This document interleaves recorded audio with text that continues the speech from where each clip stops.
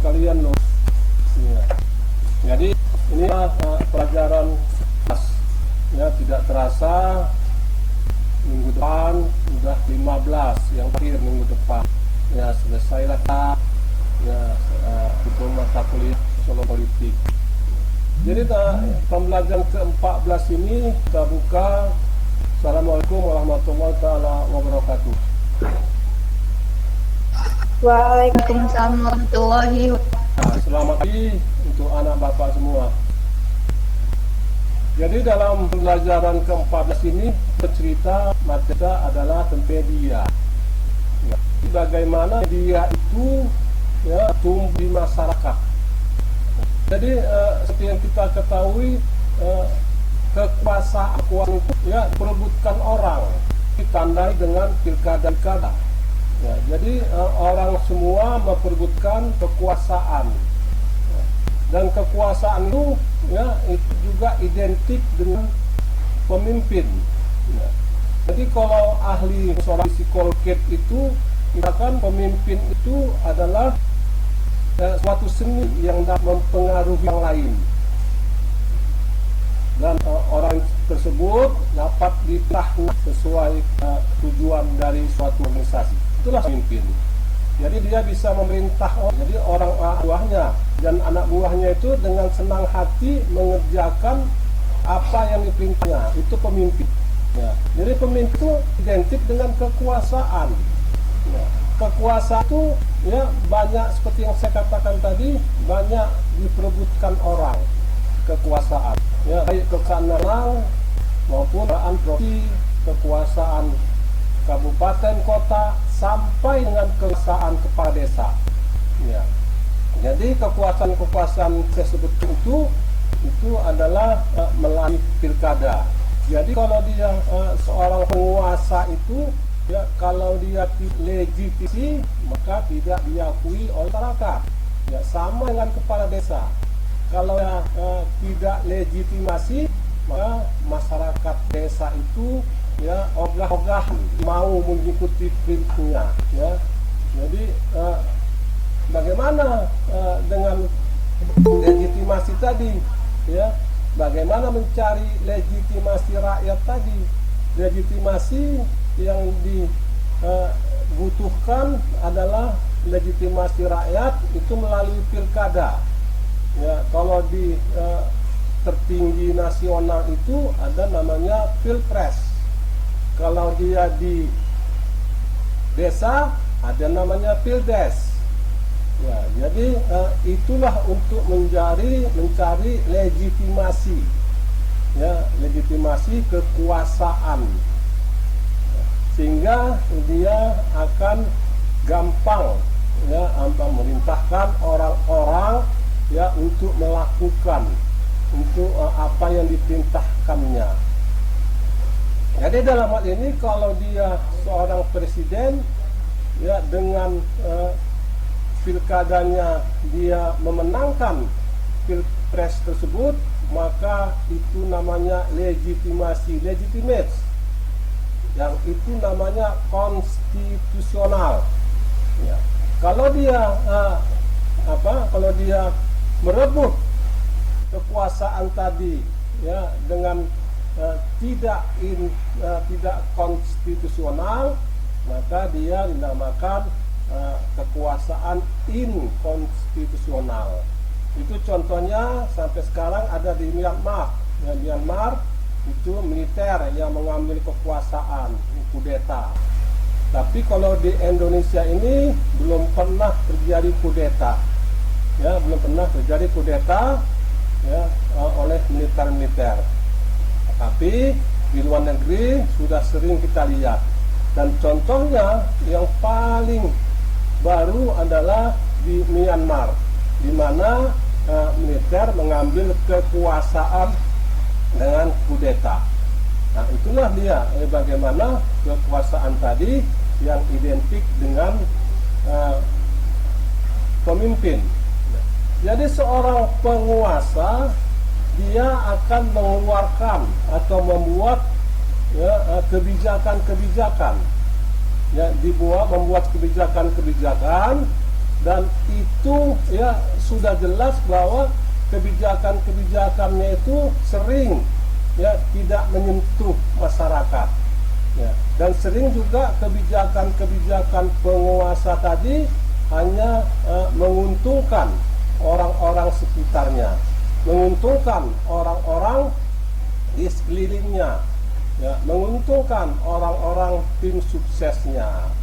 Jadi bagaimana seorang penguasa tadi ya membuat kebijakan-kebijakan, dan dalam hal ini hubungannya dengan media ya, media tadi menyalurkan inspirasi ya, baik menyalur sebagai corong pemerintah ya. Kalau dia seorang penguasa tadi, dia harus merangkul media ya. Dalam hal ini ya media bisa koran, media sosial, media online ya. Jadi dia seorang penguasa tadi dalam mengeluarkan ya atau membuat suatu kebijakan ya, dia harus merangkul media. Kenapa dia harus merangkul media? Agar kebijakan-kebijakannya itu ya dapat disajikan di media tersebut, dan masyarakat akan tahu kebijakan-kebijakan apa yang diambil oleh penguasa ya. Itu di suatu sisi ya. Kalau dia media tadi, dia harus realitas, dia harus tidak pro sana pro kemari ya. Jadi media yang baik itu dia bukan corong pemerintah, tetapi dia merupakan suatu bentuk ya, bisa jadi dia pro rakyat, pro masyarakat, dan bisa jadi dia pro dari penguasa. Antara penguasa dan rakyat tadi ya ada dinamakan equilibrium ya. Equilibrium tadi keseimbangan ya. Kalau kebijakan-kebijakan yang dibuat oleh penguasa itu menyentuh rakyat banyak, mungkin dia pro pemerintah, dan dia akan menyajikan berita-berita ya yang memuji-muji pemerintah ya. Tetapi kalau kebijakan yang dikeluarkan pemerintah itu tidak menyentuh rakyat banyak ya, malah merugikan rakyat banyak, maka media itu harus pro rakyat dan memprotes kebijakan-kebijakan dari penguasa ya. Jadi dalam hal ini media tadi tidak harus dia pro penguasa ya. Kalau kita sekarang kita lihat ya, media-media kita secara aktualita ya masih pro penguasa. Kalau kenapa mereka pro penguasa? Ya, karena diberikan kemudahan oleh penguasa.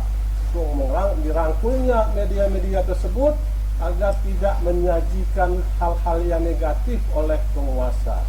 Ya, dalam kebijakan-kebijakan penguasa itu ya yang menelurkan ya peraturan-peraturan ya, seperti kita lihat peraturan presiden ya, peraturan Mendagri ya, itulah yang ditelurkan oleh mereka penguasa tadi. Dan media tadi ya akan menyambungkan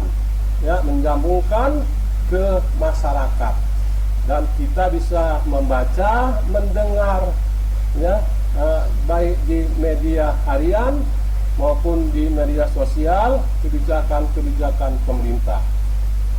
Jadi media yang baik tadi seperti saya katakan tadi, dia bukan tidak bisa dia pro sana pro kemari, dia harus netral, dia harus equilibrium ya, dia harus mana yang baik ya, kebijakan pemerintah tadi, kebijakan penguasa tadi, dan itu harus didukungnya dan disalurkanlah dengan berita-beritanya kepada rakyat ya. Kalau misalnya yang tidak baik juga begitu ya, misalnya apa Pak?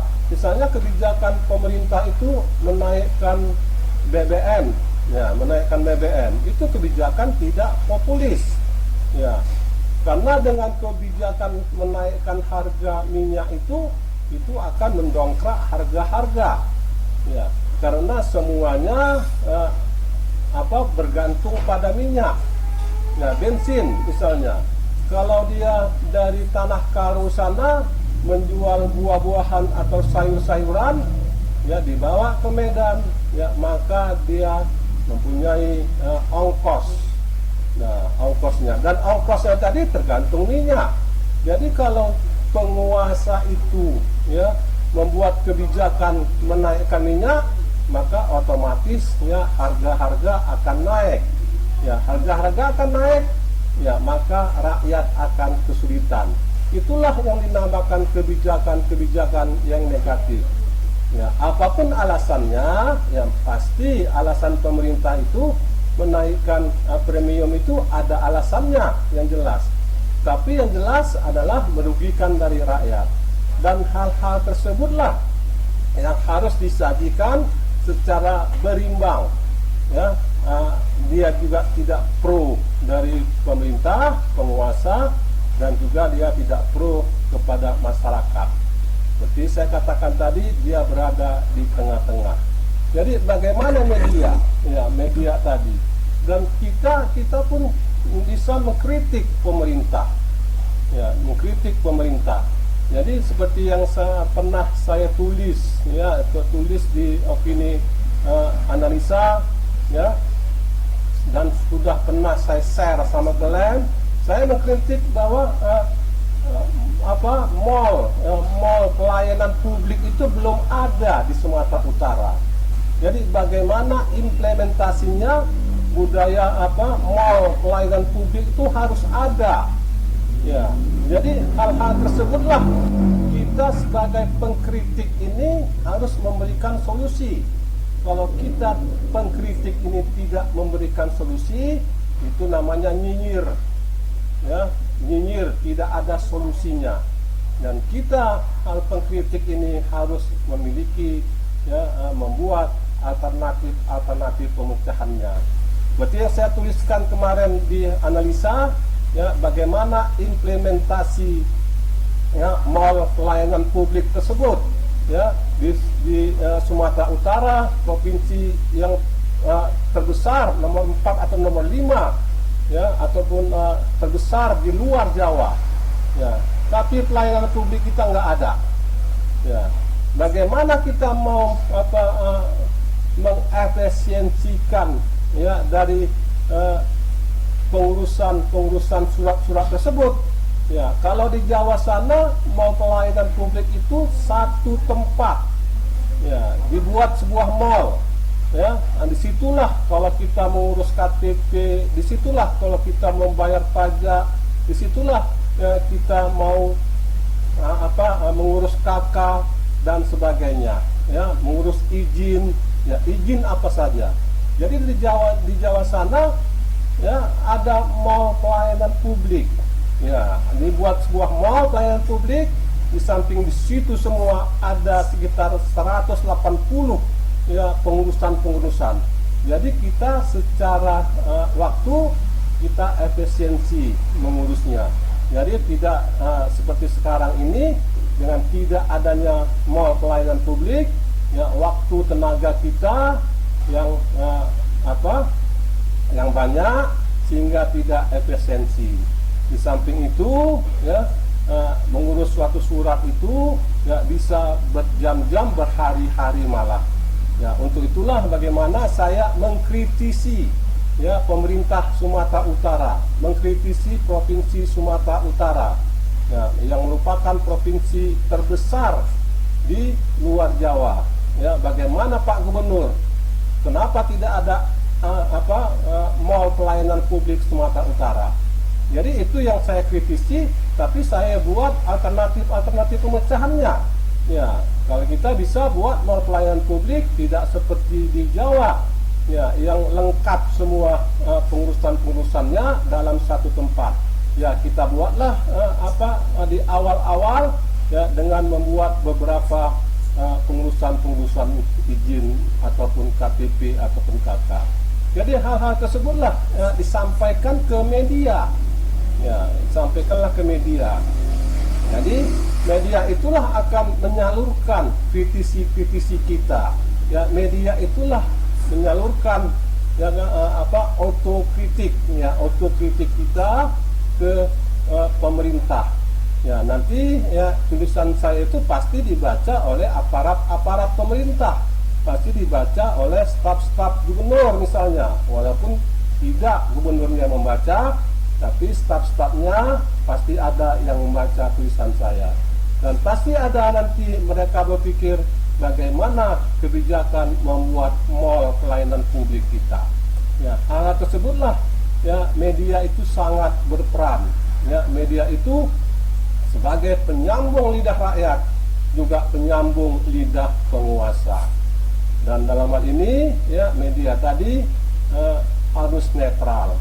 Dan itulah sebabnya mengapa penguasa itu ya berlomba-lomba menarik simpati dari media massa, merangkul media massa ya agar semua kebijakannya ya disalurkan kepada rakyat dengan benar, dan bukan negatif tapi positif, sehingga masyarakat akan lebih tinggi legitimasinya kepada penguasa tadi.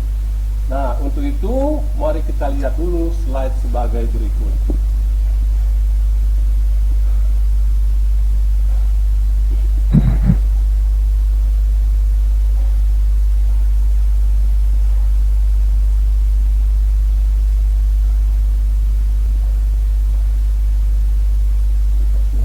Jadi bagaimana media dan realitas? Realitas diperantarai oleh media dan bahasa, ya, media atau medium dalam arti luas. Media dan bahasa digunakan sebagai media komunikasi dan juga sebagai alat pencipta realitas.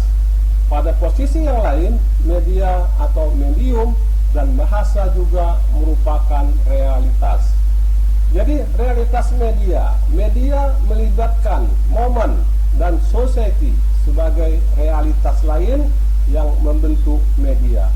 Media menciptakan realitas dirinya sendiri ketika ia menciptakan realitas yang lain. Jadi media ini ya, harus dia dipercaya juga oleh masyarakat. Ya, kalau dia tidak dipercaya oleh masyarakat, maka masyarakat akan menjauhinya, ya, tidak percaya ya akan media tersebut. Ya, jadi bisa kita lihat ya sekarang ini media-media yang dikatakan orang ya koran-koran tidak dipercaya, yang semuanya masuk, tidak ada tidak ada fakta dan data, banyak hoax itu masuk semua ke media. Jadi media itu ada yang terpercaya dan ada juga yang tidak dipercaya oleh masyarakat. Dalam rintis realitas, media melibatkan hubungan produksi, distribusi, dan konsumsi. Produksi realitas, distribusi realitas, dan konsumsi realitas. Kemudian realitas media, ya, realitas yang dikonstruksi oleh media dalam dua model. Model peta analog dan digital, ya, rasional dramatis, model refleksi realitas, ya, refleksi atas kehidupan sehari-hari. Realitas sosial, realitas bentukan para individu atau sekelompok dalam dunia sosial. Realitas virtual, lahir dan hadir dalam ruang virtual melalui perantara digital new media. Jadi kita bisa lihat ya bagaimana media dan realitas. Ya, pertama media, kemudian diremediasi, kemudian hypermediasi. Inilah yang paling tinggi. Hypermediasi inilah paling tinggi kedudukannya dalam media dan realitas. Ya, kalau kita lihat hypermediasi ini adalah kritik-kritik kita yang ditulis dalam opini-opini dalam suatu harian surat kabar. Oke, jadi begitulah bagaimana media tadi ya berperan ya sebagai corong masyarakat, ya juga sebagai corong dari penguasa. Jadi tidak bisa seorang penguasa itu, ya baik dia presiden, baik dia bupati, wali kota, gubernur, dan kepala desa itu menjauhi media. Tetapi ada juga oknum-oknum media yang nakal, ya, yang hanya mencari sesuap nasi. Ya, banyak media seperti itu yang memeras ke sana, memeras kemari. Ya, tetapi dalam hal ini media tersebut ya pasti tidak dipercaya oleh masyarakat. Ya, pasti masyarakat tidak percaya berita-berita yang dibuat oleh media tersebut. Secara kasat mata kita lihat wartawan-wartawan dari suatu media ya lalu lalang ke sana kemari, masuk kantor ke sana kemari, masuk ke kantor desa ke sana kemari, hanya mencari sesuap nasi, ya, dan berita-berita yang negatif yang mereka sajikan dalam medianya.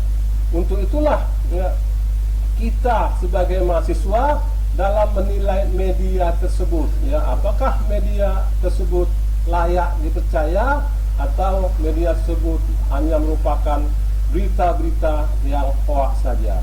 Nah, itulah kita pagi ini kita berbicara tentang media. Begitulah dasarnya media tadi yang juga bisa menjatuhkan penguasa.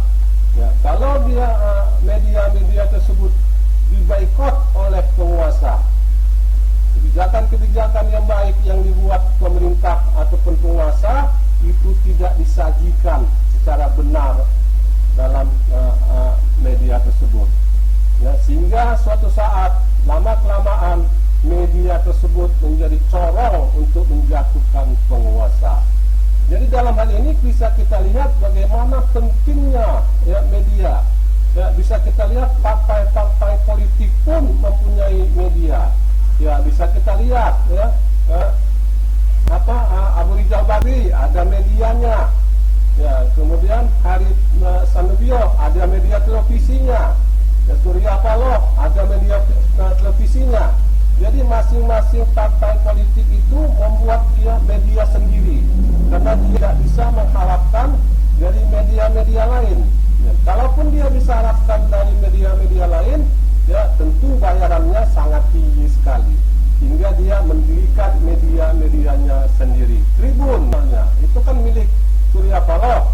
Ya, ada beberapa partai-partai politik yang mempunyai media dari tingkat nasional maupun sampai lokal. Oke, kita diskusi mengenai media. Silakan yang ingin bertanya.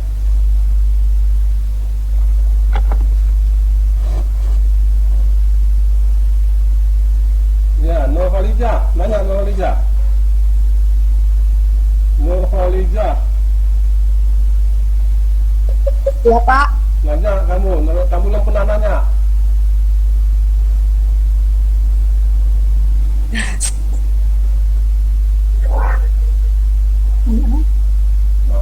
Nanya yang tadi lah, bukan nanya apa. Kamu belum pernah nanya. Ya.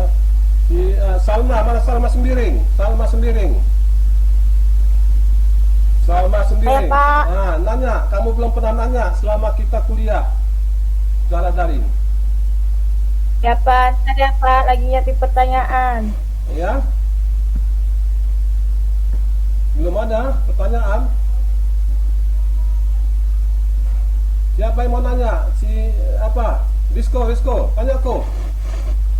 Rizko, mana si Rizko? Ya, Rizko, kamu sudah pernah nanya sekali. Ya, kamu absen ya, sekali. Nah, nanya ini biar tertutupi absen kamu.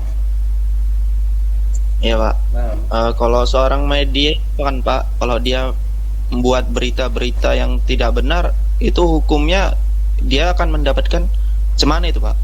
ya, jadi kalau media-media itu ya, media-media itu ada etiknya, sanksi etiknya. Yang jelas kalau media tersebut tidak memberitakan dengan benar, ya lama-kelamaan masyarakat tidak percaya.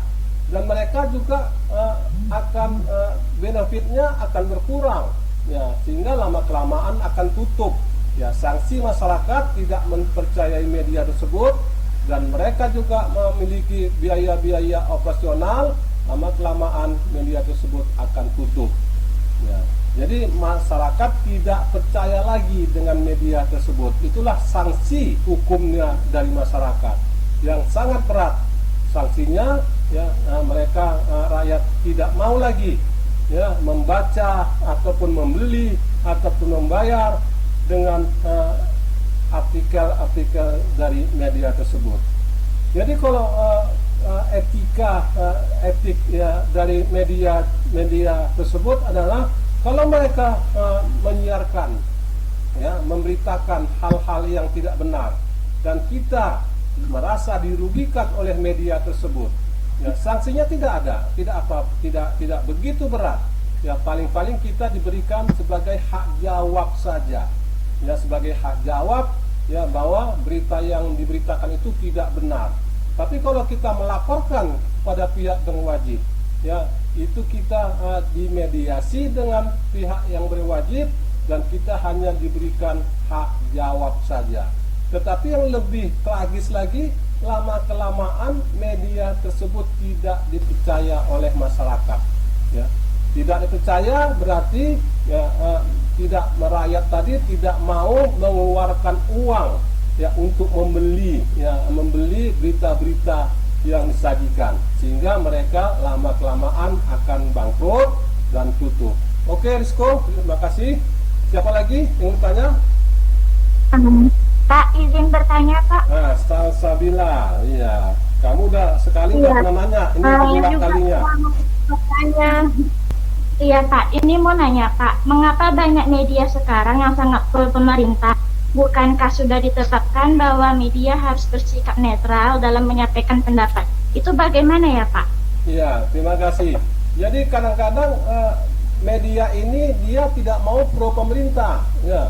Jadi kebijakan-kebijakan yang dibuat pemerintah yang pro rakyat, ya itu tidak di backing, tidak oleh media-media tersebut. Jadi dianggapnya pemerintah itu hanya mengeluarkan kebijakan-kebijakan yang salah saja. Ya. Jadi banyak media-media tersebut. Ya.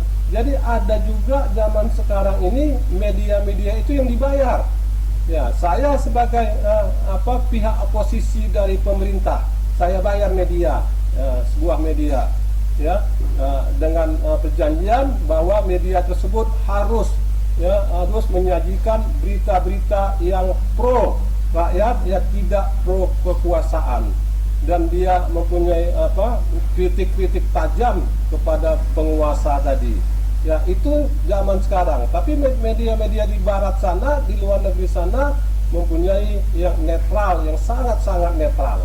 Ya tidak seperti media-media kita yang ada di Indonesia ini yang cenderung masih mengejar benefit ataupun finansial dari orang-orang yang punya duit. Oke, terima kasih. Ya, saya bilang. Jadi demikian anak bapak. Semua. Saya Pak, nanya Pak. Raja Prayoga. Saya nanya Pak. Iya.